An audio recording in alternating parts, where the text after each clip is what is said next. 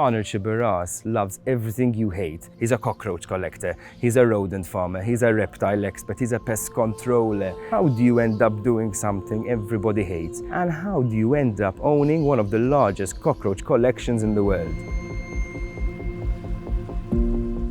When I was young, they used to take me to my grandma, and my grandma had one of these very old kitchens, which were high, like this type of furniture, and she had cockroaches. I used to stay down on the ground, throw them bread, so I see them feeding and all this stuff. For me, it was weird seeing them, seeing all that social structure, taking care of their young, and I couldn't believe what people say. So from there, my love for them increased, even thanks to cockroaches and insects and lizards or whatever. It was thanks to them that I continued my academic studies.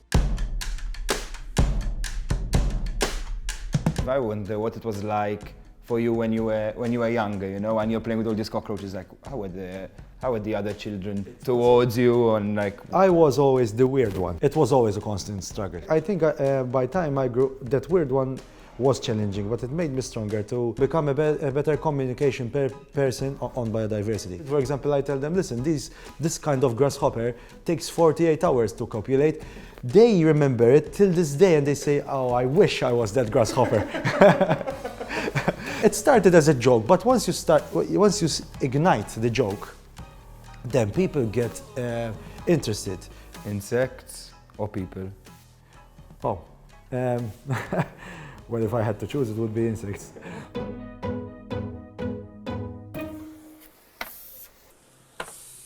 You also kill these animals, you exterminate them, you know, there's another part. How do you Cope with it. cope with it? You know, how do you reconcile the two sides? I ended up into pest management for conservation. I used to write reports for local companies, and I understood that they had no idea what pest management is.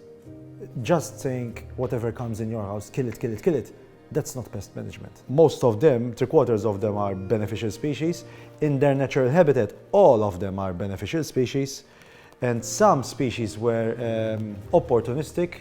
They traveled with humans and they became pest species. They are actually there to help you out. If you have a gecko in your house, it will eat up to 75 or 125, it depends on the size of the gecko, mosquitoes per night. No machine is able to do that. It was my mission to teach these people. How are you going to teach these people? Just on TV? The best thing is going in their house. But at least you've managed to leave sort of like a permanent mark. I think it's the gecko mite, you know, you've named after your wife.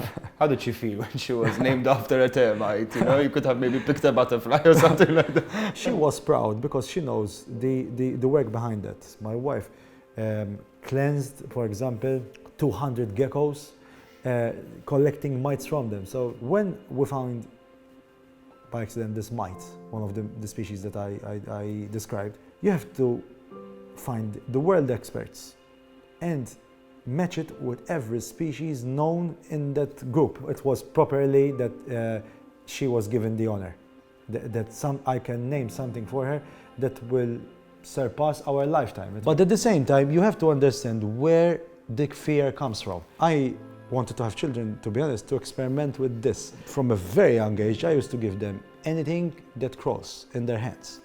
And I never spoke to them, you know, goo goo gaga or this stuff. I always used to speak the proper Maltese, give them things in their hands and tell them, listen, dan huwa ġurat. They felt the weirdness when they went to school and they were talking to their friend.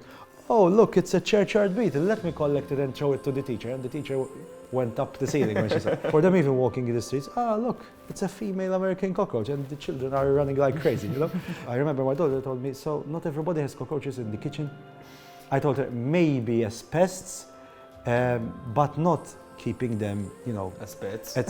behind the Christmas tree, you know?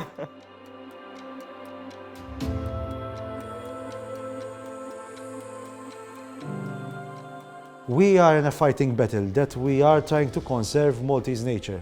Although deep down I believe it's almost too late due to over-construction, pollution. It's a fundamental part of the Maltese Islands. It's useless having everywhere villas, everywhere concrete. That's not just the standard way of it. If the zone is dead, it's useless.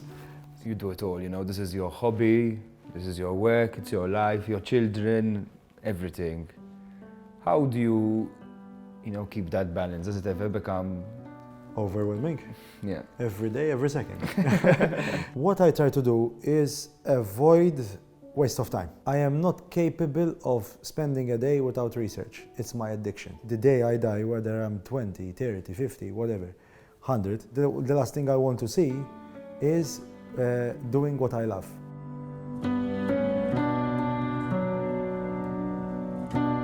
If you have a real clear goal in life, you will arrive. It doesn't matter how hard it is.